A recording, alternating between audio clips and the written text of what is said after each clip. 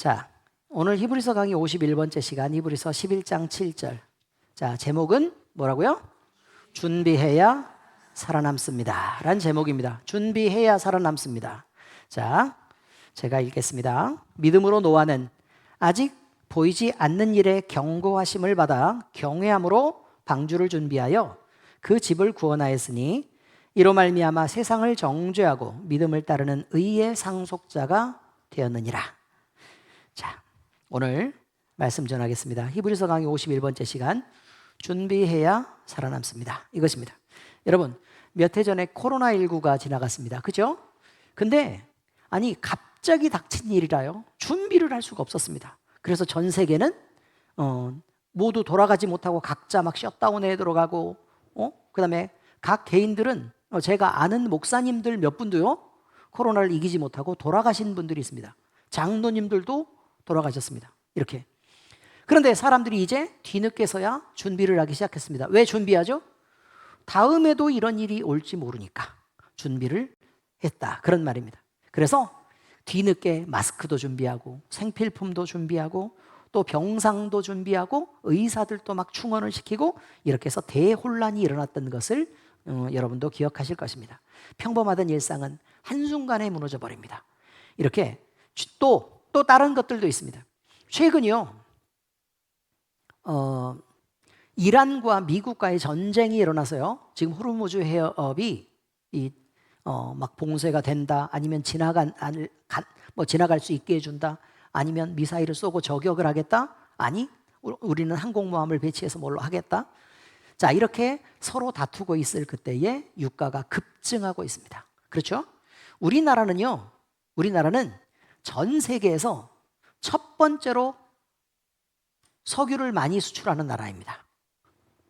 무슨 말인지 잘 모르시죠? 첫 번째로 석유를 많이 수출하는데, 여러분들은 잘 모르지만 정제유를 전 세계에서 1등으로서 많이 수출하는 나라입니다. 근데 우리나라에서는 기름이 안 나잖아요. 그죠? 그러니까 아랍에서 기름을 가져와요. 그리고 미국에서도 이렇게 텍사스산 원유, 중진류라고 얘기하는 원유도 가져오고 러시아 원유도 이렇게 가지고 와서 우리나라 남해 쪽에 있는 그쪽에 정유 공장에서 정유를 해요. 그래가지고 요 원유는 여러분 그냥 쓸 수 없어요. 자동차에 넣을 수도 없고 되게 많이 힘들단 말이에요. 그런데 이 정제유는 휘발유도 뽑고 가솔린도 뽑아내고 그다음에 경유도 뽑고 이렇게 해서 이제 각자 쓸 수 있는 이제 기름들로 이렇게 뽑아내는 거예요. 그래가지고 이걸 갖다가 깡통에 이렇게 집어넣어요. 그래서 이 깡통에 집어넣어가지고 다 이제 외국으로 이렇게 수출을 하고 아니면 배에다 담아서 이렇게 수출하고 하는 나라인데, 전 세계가 그렇습니다. 미국이요, 기름이 엄청 많습니다. 엄청 많아요. 막 수출하고 싶어 합니다. 트럼프도 그렇죠. 우리 거 수입해줘 라고 계속 주장을 하고 있잖아요. 그런데 미국은 호르무즈 해협이 막히면 미국의 기름값이 무지하게 오릅니다. 그래서 2배 이상 올랐습니다. 호르무즈 해협이. 왜 그럴까요? 미국은 원유를 가지고 있습니다. 원유를 가지고 있습니다. 그런데 정유 공장이 없습니다. 정유 공장은 어디에 있다고요? 그렇습니다. 대한민국에 있습니다. 대한민국에. 그러니까 저기에서 만약에 호르무즈 해협이 막혀가지고 거기에서 막 돈을 막 얼마씩 물고 이렇게 원유가 왔단 말이에요. 그래서 다시 정제해가지고 이제 미국에다가 다시 팔아요. 80%, 미국이 사용하는 기름의 80%를 우리나라가 지금 수출을 하고 있습니다. 그러니 아랍의 기름값이 오르면 미국의 기름값이 당연히 올라요. 왜요? 우리나라가 비싸게 파니까. 그렇다 이 말이에요. 우리나라가 이렇게 대단한 나라입니다. 박수 한번 치고 가실까요? 그러니까 이걸 모르는 사람들이 많아요. 우리나라가 맨날 막 이렇게 막 가난한 줄 알고 막 이렇게 못 먹고 사는 줄 알고 가서 외국 나가보면 다 거지야. 그래요, 안 그래요? 그래서 여행 많이 한 사람들은 우리나라가 제일 살기 좋은 나라가 어디냐? 그럼 우리나라. 그럼 먹거리가 제일 풍부한 나라가 어디냐? 우리나라. 그렇지 않습니까? 제일 안전한 나라가 어디냐? 우리나라. 그죠? 쉴 때 제일 편안한 나라가 어디냐? 우리나라. 여행 다닐 때 제일 안락한 나라가 어디냐? 우리나라라고 다들 얘기한다 그 말이에요. 외국엔 왜 나가요? 싸서. 그렇단 말이에요. 싸서.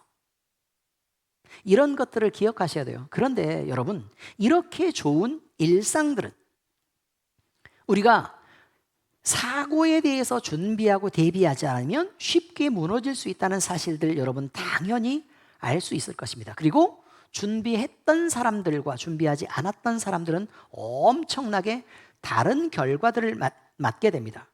그래서요, 우리는 우리의 삶을 안전하게 지키기 위해서, 그리고 우리의 생명을 지키고 우리가 생각하는 이 가정과 그 다음에 교회와 그 다음에 여러분의 삶을 지키기 위해서 이렇게 미리 대비해야 된다라는 것에는 모두 다 동의할 것입니다. 오늘 본문은 그 얘기를 하고 있습니다. 노아의 얘기입니다. 그런데 노아의 삶에는요, 어제와 같은 오늘, 그리고 오늘과 같을 거라고 기대되는 내일이 있었습니다. 아직 아무 일도 일어나지 않았고 그저 하나님의 경고만 있었을 뿐입니다. 내가 이 땅을 홍수로 심판하겠다. 자, 그랬을 때 그는 하나님의 명령을 따라 방주를 준비했습니다. 그런데 그때는 하늘이 맑을 때였고 아무 일도 일어나지 않았을 때 그는 움직였습니다. 그리고 하나님은 아무 말도 하지 않았습니다. 근데 몇 년간 그가 방주를 만들었느냐? 70년간입니다. 그 70년간 하나님은 방주를 만들어라 라고 얘기해놓고 아무 말도 안 하고 70년간을 지납니다. 그 70년 동안 방주를 계속 만든 거예요. 자, 그런데 하나님이 이제 방주를 다 만들고 나니까 들어가라. 그리고 정결한 짐승은 7쌍씩. 그 다음에 부정한 짐승은 암수 1쌍씩 집어넣고 너희가 배에 타라. 그리고 나서 하나님이 방주의 문을 닫으셨습니다. 그리고 나서는 그 어떤 사람도 들어갈 수 없었습니다. 비가 내리기 시작하죠. 온 세상은 그 홍수가 들이쳤을 때 다 뒤집어지고 난리가 났습니다. 땅에서는 물이 솟아나오고 기품의 샘들이 터졌습니다. 위에서는 비가 어마어마하게 쏟아졌는데 여러분, 폭포 같은 비라고 생각하시면 되는데 여러분이 생각하는 그런 비가 아닌 것을 제가 오늘 설교 중에 말씀을 드리겠습니다. 자, 이렇게 늦지 않게 준비했던 노아는 그 가족만 구원을 받게 됐습니다. 평안할 때 하나님의 말씀을 따라 미래를 준비하는 그것, 하나님은 이것을 뭐라고 얘기하느냐? 믿음이다, 이렇게 표현합니다. 자, 오늘 이제 본문을 따라 오늘 성경 말씀에 대해서 조금 더 보겠습니다. 자, 믿음은 무엇이냐? 보이지 않는 하나님의 경고를 듣는 것이다 라고 얘기합니다. 자, 믿음으로 노아는 아직 보이지 않는 일에 경고하심을 받았다라고 성경은 말합니다.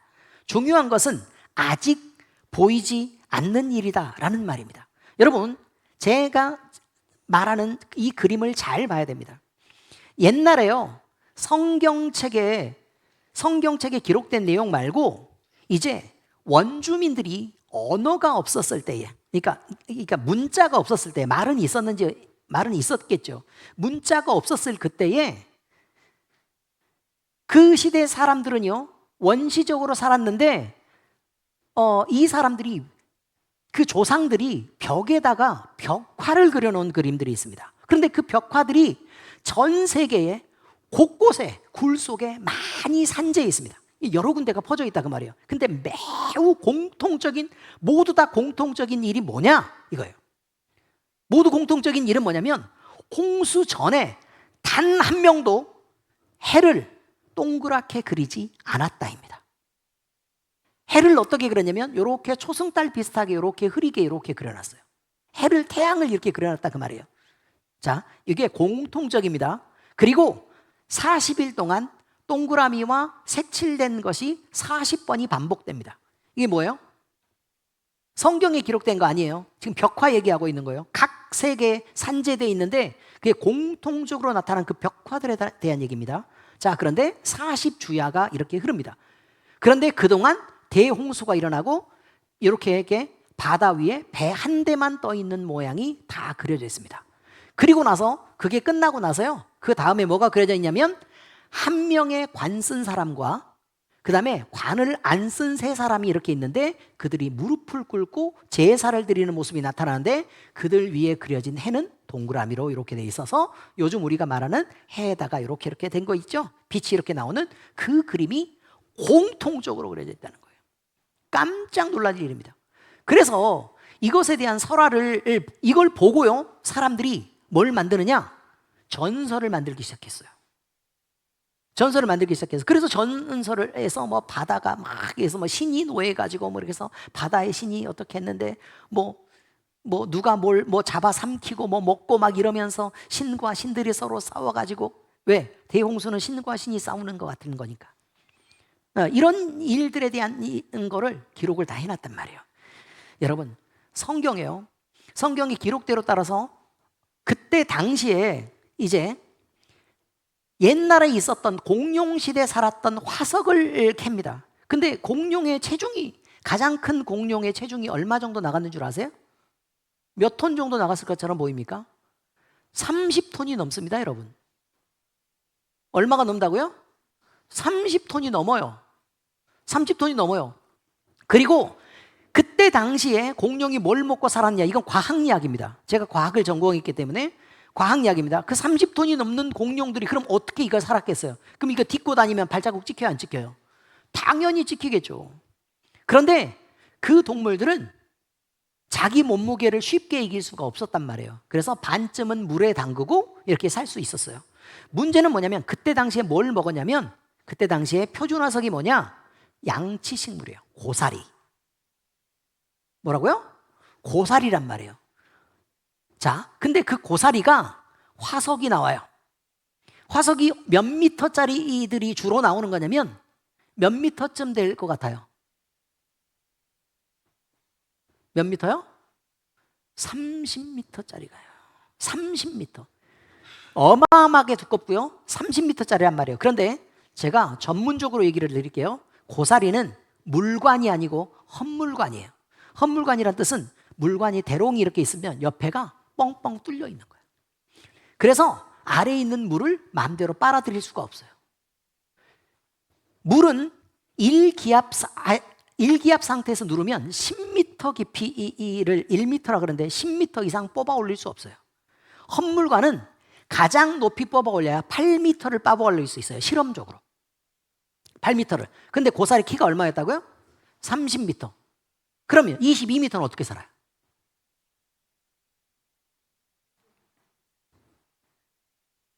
그래서 많은 사람들이 물속에 반쯤 아니 거의 잠겨 있고 이파리만 나와서 연꽃처럼 그렇게 있었을 거다라고 사람들은 생각한단 말이에요. 그런데 고사리의 식생을 연구하는 사람들은 아니야. 고사리는 물에 잠겨서 사는 식물이 아니야. 고사리는 촉촉한 땅 위에서 사는 식물이야 라는 것을 정확하게 이야기하게 됐습니다. 근데 왜 그때 당시에 고사리가 막 뒤집혀가지고 한꺼번에 고사리가 모여가지고 탄화된 것이 석탄입니다, 여러분. 아시겠습니까? 그게 석탄이란 말이에요. 도대체 얼마나 많은 고사리가 뒤집혀서 묻혀야 그 많은 석탄이 나오겠습니까? 이해하십니까? 무슨 말인지? 그래서 제가 창조 과학자들이 연구된 것에 의하면 이렇게 지구가 이렇게 있습니다. 지구가 있으면 요 바깥쪽에 물의 층이 지금 감싸고 있다라고 얘기합니다. 물의 층이 두껍게 감싸고 있어요. 그리고 그 층이 어떤 역할을 한 거냐면 비닐하우스. 예, 비닐하우스의 역할을 해가지고 빛이 들어오는데 밖으로 못 빠져나가는 거예요. 그러니까 여기 있는 적도도 그렇게 뜨겁지 못하고, 이해하셨죠? 극지방도 춥지 못한 거예요. 그리고 그때는 비가 아예 없었어요. 성경에 비가 아예 등장하지 않습니다. 비라는 말이 아예 등장하지 않아요. 언제부터 등장하느냐? 비라는 말은 노아의 홍수 때부터 등장합니다. 신기하죠? 왜냐하면 이 두꺼운 위에 있는 물층이 어떻게 돼요? 무너져서 내렸다 그 말이에요. 그래서 천지창조할 때 보면 하늘이 있고 궁창이 있고 이래요. 아시겠어요? 이것을 따로 성경은 구분해서 설명을 해놨다라는 것을 우리는 알아야 된다는 거예요. 여기까지는 이해를 하셨죠? 자, 왜 제가 이렇게 복잡하고 긴 얘기를 드리느냐? 그럼 그때 당시에 비는 있었을까요? 없었을까요? 없었죠. 한 번도 비를 본 적이 없어요. 한 번도. 이 세상 사는 모든 사람들이 한 번도 비를 본 적이 없다고. 안개만 있어요. 안개만 자욱했다 그 말이에요. 그러니까 양치식물이 연면살포라고 얘기하죠. 이파리 속으로 안개가 가득하기 때문에 마음대로 살았던 거예요. 30m까지 자라면서까지. 그리고 공룡들도 막 북극 막 가까이에서도 막 공룡 화석 많이 발견되는데 판게아 이론에 따라서 판이 이동해서만 그런 일이 나타난 게 아니라 전 세계 각지에 원래 북극 쪽에 있었던 그런 쪽에서도 몽골 막 이런 데 있잖아요. 그쪽에서도 그냥 공룡 화석이 엄청 많이 발견돼요. 그래서 우리나라는 공룡 연구하려면 어디 가요? 중국에 있는 사막, 몽골 뭐 이쪽 가요. 왜? 땅 파기 쉽잖아. 흙 파고 돌 파는 거하고 모래 파는 거하고 어떤 게 쉬워요? 모래 파는 게 쉽죠. 그래서 거기 간단 말이에요. 여기까지는 대충 이해하셨어요? 제가 왜 얘기를 하느냐, 노아라는 사람이 얼마나 어이없는 행동을 했는지에 대해서 말하려고 하는 거예요. 비를 알아요? 몰라요? 몰라요. 비를 몰라요. 그리고 어제와 같은 오늘이 반복돼요. 어제와 같은 오늘이 반복된다고요. 그런데 노아가 무슨 생각을 했다고요? 갑자기 딴 것도 아니고 아라랏 산 꼭대기에 올라가요. 근데 여러분 이런 생각을 해봐야 돼요. 여러분은 산 꼭대기라 그래가지고 무슨 대모산이나 응? 아니면 저기 강화에 있는 만이산이나 이 정도로 여러분 상상하는데 여러분 전혀 그거 아닙니다. 아라랏 산은요 전 세계에서 그때 당시에 가장 높은 산입니다. 그러니까 우리가 네팔 가서 거기 봤을 때 만년설이 늘 그렇게 있는 그런 거 있잖아요. 그 꼭대기란 말이에요. 아라산이 거기에 있어요. 여러분 상상을 한번 해보시란 말이에요. 거기까지 나무를 갖고 어떻게 올라가요? 말도 안 되는 일이죠. 그런데 그때 당시에 지형은 지금처럼 비가 여러분이 잘 몰라가지고 지금 이렇게 날카로운 산 얘기를 하는데 그때 융기와 침강을 거치고 이렇게 막 이게 솟아난단 말이에요. 판과 판이 밀면 이렇게 솟아오른단 말이에요. 그런데 비가 내려요. 그럼 어떻게 돼요? 이 솟아오른 게 이렇게 점점 깎여요. 그래서 날카로워져요. 그래서 날카로운 날카로운 땅덩어리를 젊다고 표현하고 나이가 들면 어떻게 되냐면 얘가 점점 뭉개지는 거예요. 이렇게 뭉개져. 그래서 우리나라 땅덩어리는 평야가 있고 산도 있잖아요. 그죠? 그런데 산들이 날카롭죠. 평야도 있죠. 그러니까 나이가 젊은 편에 속하는 거예요. 여기까지는 아시겠어요? 네, 그렇단 말이에요. 자, 다시 하겠습니다. 그 꼭대기가 이렇게 생겼을 거라고요? 아니라고요. 왜? 비가 안 오잖아. 그리고 그때는 용기와 침강 이런 게 있었던 게 아니라 그냥 지구가 있었던 거라고. 하나님이 만드신 그대로. 그래서 아라랏산이라고 얘기하면 이렇게 그냥 있었을 거라 그 말이에요. 그리고 나무들은 어때요? 어마어마하게 컸겠죠.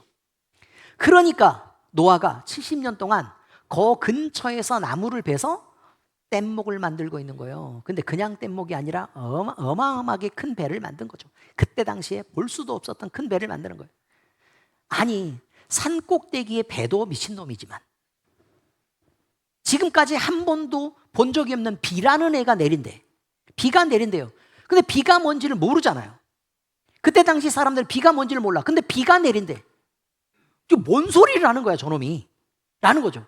그리고 어제와 같은 오늘이 반복돼. 근데 심판이 있대. 이게 미친놈이죠 사실.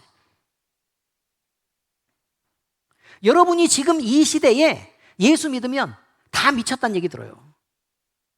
11조 내는 사람이 특히 미쳤다는 얘기를 듣는다고요. 근데 그때 노아 같겠냐고요. 이해하셨습니까?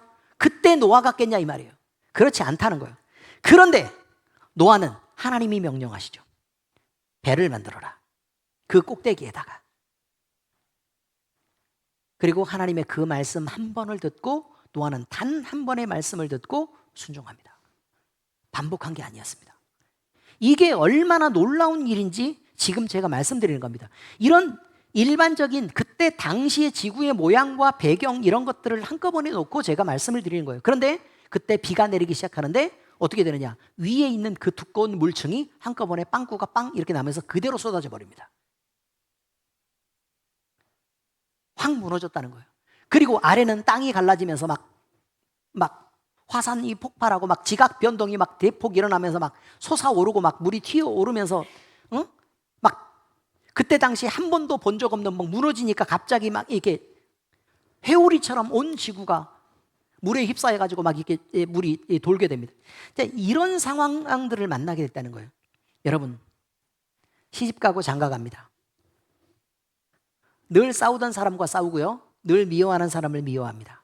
늘 사랑하는 사람들과 사랑하고 같은 음식을 먹습니다. 그리고 그런 일상을 보낼 때 우리에게 그렇게 말합니다. 너희는 위험을 대비해야 한다. 믿음을 가지고 하나님을 섬기면서 살아야 된다 라고 말할 때 얼마나 미친놈처럼 보이겠느냐, 이런 말을 지금 드리는 것입니다. 그러나 믿음이란 하나님 보여주십시오. 그럼 내가 믿겠습니다. 아니, 성경에 충분히 그 일은 담아놨어. 그러니 너희가 믿어. 그럼 보여. 믿으면 보이는 것입니다. 이해하시겠습니까? 보여야 믿는 게 아니라 믿으면 보이는 세상이 있다. 그래서 그 안으로 들어가야 돼요. 여러분, 에버랜드가 어떻게 생기는지 궁금하면 어떻게 해요? 가보죠. 제주도가 엄청 궁금했을 때 권사님 어떻게 하셨어요? 제주도 가봤죠.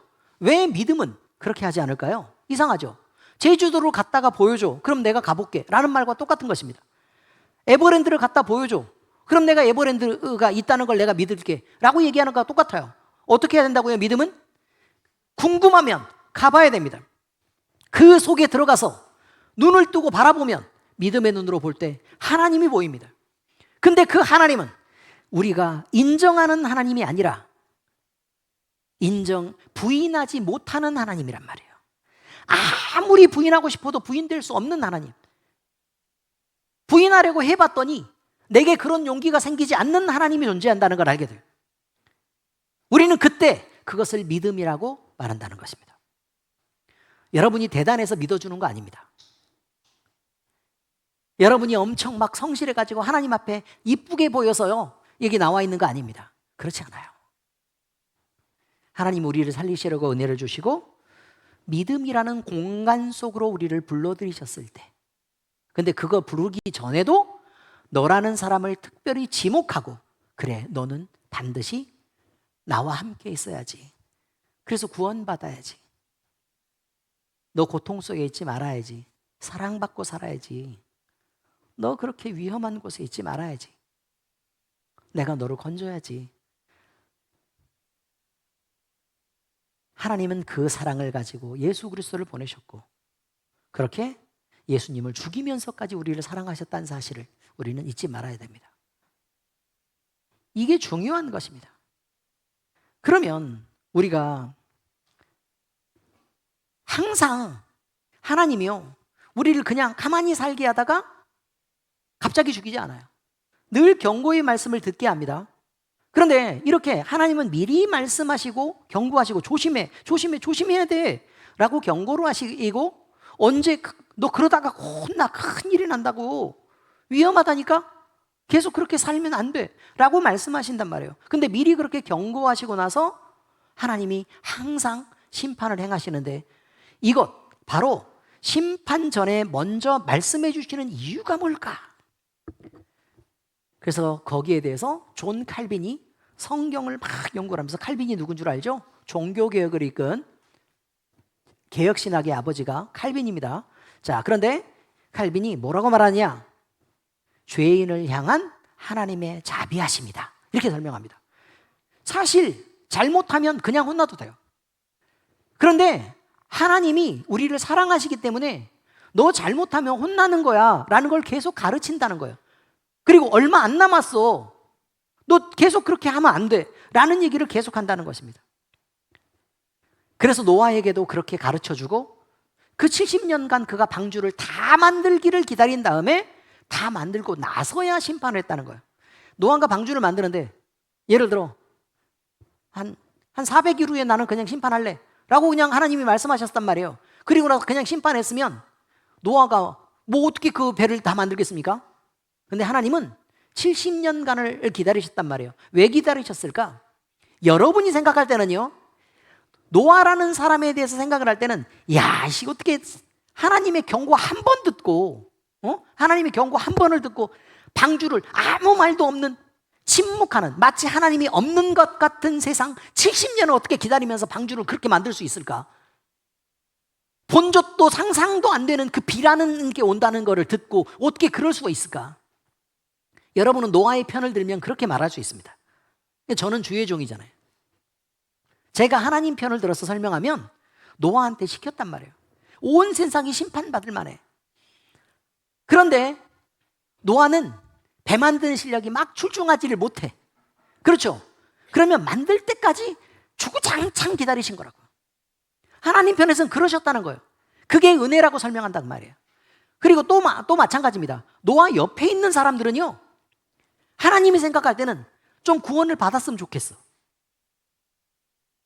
구원을 받았으면 좋겠어. 그런데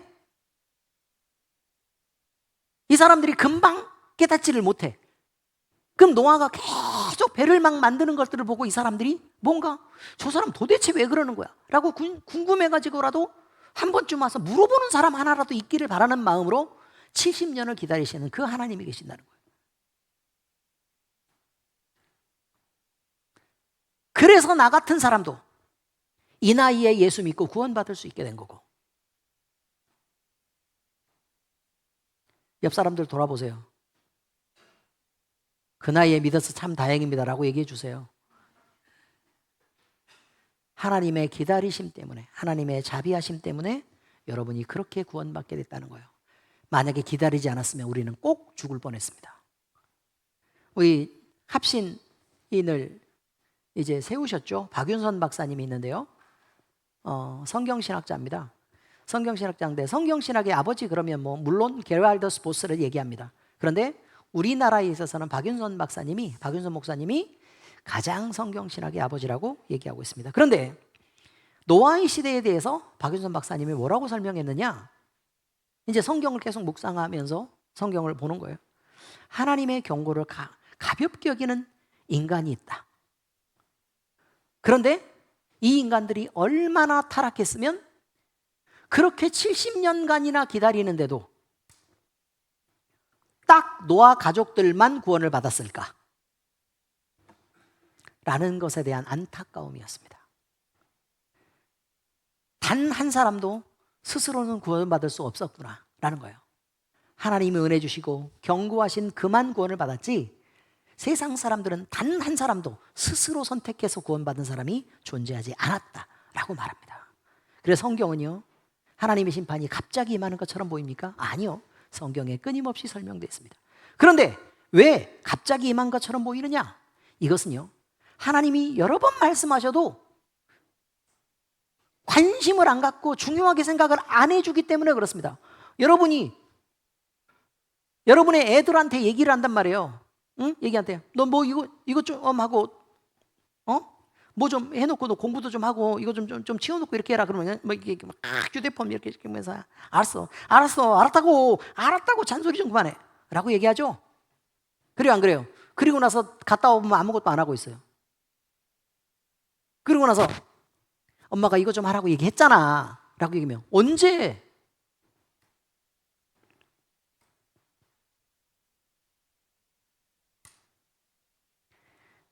우리 잘생긴 지혁이 정도를 제외하고 나머지는 모두 다 그냥 스스로 하는 사람은 존재하지 않는 걸로 저는 알고 있습니다. 정신들 차리시라고 이런 말씀을 드리는 것입니다. 믿음이 뭐냐? 보이지 않아도 우리가 상상할 수 없어도 하나님이 말씀하시면 그것을 믿고 듣는 것입니다. 그리고 그 말씀 앞에서 노아처럼 가만히 있지 않고 움직이는 것입니다.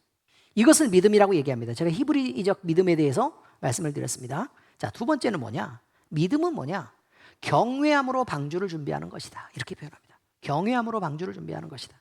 그럼 우리의 방주는 뭐냐라는 거예요. 우리의 방주는 우리에게 방주를 생각해야 돼요. 우리는 무엇을 만들어 가야 할까? 이제 대환란이라는 게 오고 우리의 죽음의 순간이 찾아오고 있는데 우리는 무엇을 준비할까? 이것이 방주입니다. 히브리서 11장 7절 오늘 본문에 믿음으로 노아는 아직 보이지 않는 일에 경고하심을 받아 경외함으로 방주를 준비하여. 중요한 것은 경외함입니다. 경외함은 두렵고 떨림으로 사랑한다는 뜻입니다. 경외함, 두렵고 떨림으로 사랑한다.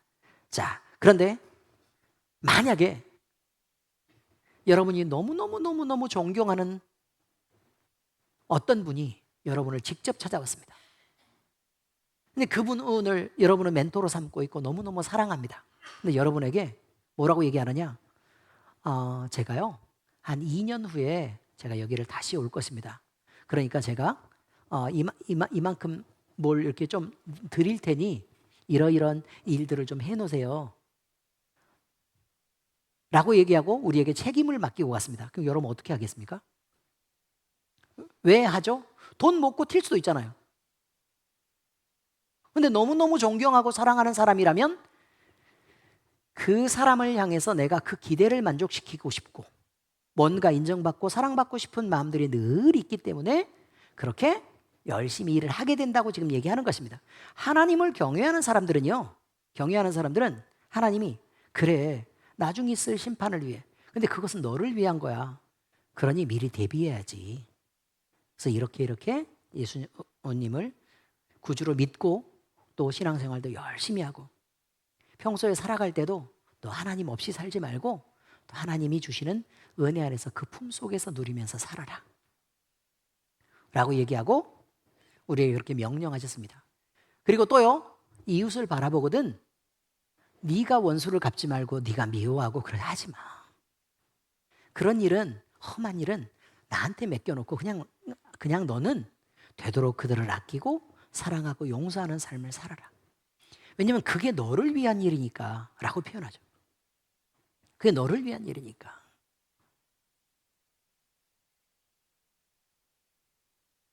그랬을 때 우리는 우리의 실제적 믿음이 우리의 삶의 방향을 바꾼다는 것을 알게 됩니다. 하나님을 정말로 믿으면 그 믿음 때문에 우리의 삶의 방향이 바뀝니다. 삶의 태도가 바뀝니다. 하나님 없이 내 마음대로 살던 삶에서 하나님이 있는 세상을 살게 된다는 뜻입니다. 여러분, 존 오웬은요, 청교도 신학자입니다. 존 오웬은 참된 믿음은 반드시 순종이 따라온다고 말했습니다. 머리로만 동의하는 신앙, 감정적으로만 그래 불쌍해, 아니면 그래 그렇게 해야 될 텐데 라고 생각하는 것이 아니라 반드시 움직이는 신앙이 된다고 얘기합니다. 행동이 달라져야 참된 믿음입니다. 하나님을 진실로 여러분이 믿으십니까? 그러면 여러분은 그 믿음 때문에 여러분의 삶의 방향도 달라지고 삶의 질이 달라지고 전혀 다른 인생을 살아가게 될 것입니다. 박형용 박사님이 있습니다. 조직신학자입니다. 총신인에서 또 이분의 신학은 첫 번째로 이렇게 꼽힙니다. 이 믿음을 뭐라고 말했느냐? 지식과 동의와 신뢰다 이렇게 말했습니다. 그냥 알기만 하는 게 아니라 머리로 인지한다는 거예요. 지적인 인식이 있어서 내가 그것을 아는 것과 그 다음에 감정적으로 그 일에 대해서 편을 든단 말이에요. 동의를 한다는 거예요. 동의를 한다. 그리고 나서 그 다음에 뭘 한다고요? 따라오는 순종을 낳는다. 바로 이것입니다. 참된 믿음은 뭐를요? 지식과 그 다음에 동의와 순종을 낳는다. 이게 중요하다는 거예요. 우리는 알고 있는 것이 믿음이라고 설명할 수 있습니다. 나는 주님을 알고 있어. 그럼 여러분은 하나님 편에서는 늘 어떻게 생각하는 거냐면 너희가 알고 믿었기 때문에 어떤 순종의 열매를 가졌느냐를 하나님은 늘 찾습니다. 그런데 우리는 생각할 때 뭐라고 생각하는 거냐면 불리한 건 빼는 거예요. 순종은 좀 이렇게 힘들잖아요. 그래요, 안 그래요? 순종은 힘드니까 뭐만 해요? 주일날 나와가지고 네, 하나님 말씀이 맞습니다 라고 동의하는 것까지를 끝내려고 합니다. 아닙니다, 여러분. 그건 성경에서 그 어떤 상황에서도 그것을 믿음이라고 말한 적은 성경은 단 한 번도 존재하지 않습니다. 오늘 우리가 생각해야 될 것, 영원한 하나님 나라를 준비하면서 살아야 된다는 이것입니다. 이 세상만 바라보고 곧 끝날 인생, 여러분의 인생의 나머지를 생각해 보세요. 몇 년간 더 살 수 있을 것 같으십니까? 그런데도 준비를 왜 안 하십니까? 여러분이 여러분의 자녀들에게 뭐라고 얘기를 하냐면 너 놀지 말고 공부 좀 해 라고 유민숙 집사님 얘기해요, 안 해요? 딴짓하지 말고 제발 공부 좀 하라고. 그리고 책만 보고 있지 말고 공부를 하라니까 라는 얘기 합니까, 안 합니까? 하죠. 왜 그런 얘기를 하십니까? 그리고 요즘 젊은 애들이요, 돈을 벌면 버는 족족 다 써버립니다. 그럼 그때 뭐라고 말해요? 야, 네가 번 돈 다 가지고 와. 엄마가 저축해 줄게. 네 이름으로 내가 먹는 거 아니야. 널 위해서 못 쓰게 하는 거야. 왜 그렇게 하십니까? 미래를 준비하기 위해서 그냥 그렇습니다. 근데 여러분, 걔네 몇 년 후를 위해서 그러고 있냐는 거예요. 몇 년 후를 위해서. 여러분은 걔네, 그리고 또 뭐가 있냐면, 어린 아이 때요. 우리 아들 전도사, 우리 초등학교 2학년 때인가? 노후연금을 들어줬습니다. 10년간만 딱 정액으로 딱 부으면, 그리고 그 이후에 잊어버리고 묵혀놓으면 노후에 연금이 나온답니다. 제법 많이. 그래가지고 들어줬습니다. 우리 끝났어요. 이미 노후연금이 끝나신 분이 있어요. 그럼 초등학교 때 몇 년 후를 위해서 들었겠어요? 한 50년 후를 위해서 드는 거 아닙니까? 적어도. 이해하셨어요? 그럼 다시 묻습니다. 여러분은 몇 살까지 사실 생각이십니까? 이제 지금부터 계산이에요. 아니, 내가 상상하는 것만큼 산다고 생각하고 지금 하는 거예요. 아시겠죠? 중간에 아무 일도 없고, 예배자로서 잘 살면서 건강하게 그때까지 별일 없이 산다고 생각하는 것입니다. 김경희 선생님, 계획하셨어요? 몇 년 남았어요? 얼마나 남았습니까? 한 100년 남았죠? 아니면 50년쯤 남았습니까? 그렇지 않다면 정신 차리란 말이에요. 그렇지 않다면. 우리는 괜찮을 거라고 생각하고 지나가는 시간들이어서 그렇게 보내는 시간이어서는 안 됩니다. 노아가 비가 내리기 시작한 뒤에 방주를 만든 게 아닙니다. 건강보험도요, 아플 때 들으려 그러면 안 받아줍니다, 여러분. 아프지 않을 때 들어야 보험이 됩니다. 사고 나고 나서, 자동차 사고 나서요, 돈 많이 들을 것 같으니까 지금 빨리 들어야지? 안 됩니다, 여러분.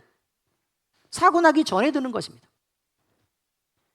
우리도 하나님을 사랑하고 하나님을 경외함으로 하나님의 말씀을 믿는다면 우리의 인생과 그 끝, 그리고 그 다음에 있어질 우리의 영원한 생명까지를 기회가 있을 때 말씀을 순종함으로 준비하는 지혜로운 우리들이 될 수 있기를 바랍니다. 여러분, 결론입니다. 준비한 자가 살아남는 것입니다.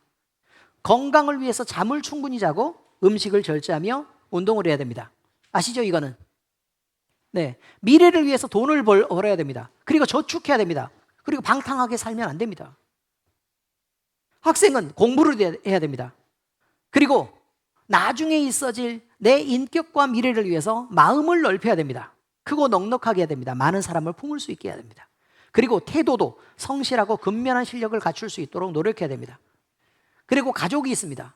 가족이라고 가까운 사람이라고 막 함부로 하면 지켜질 수 있습니까? 안 그렇습니다.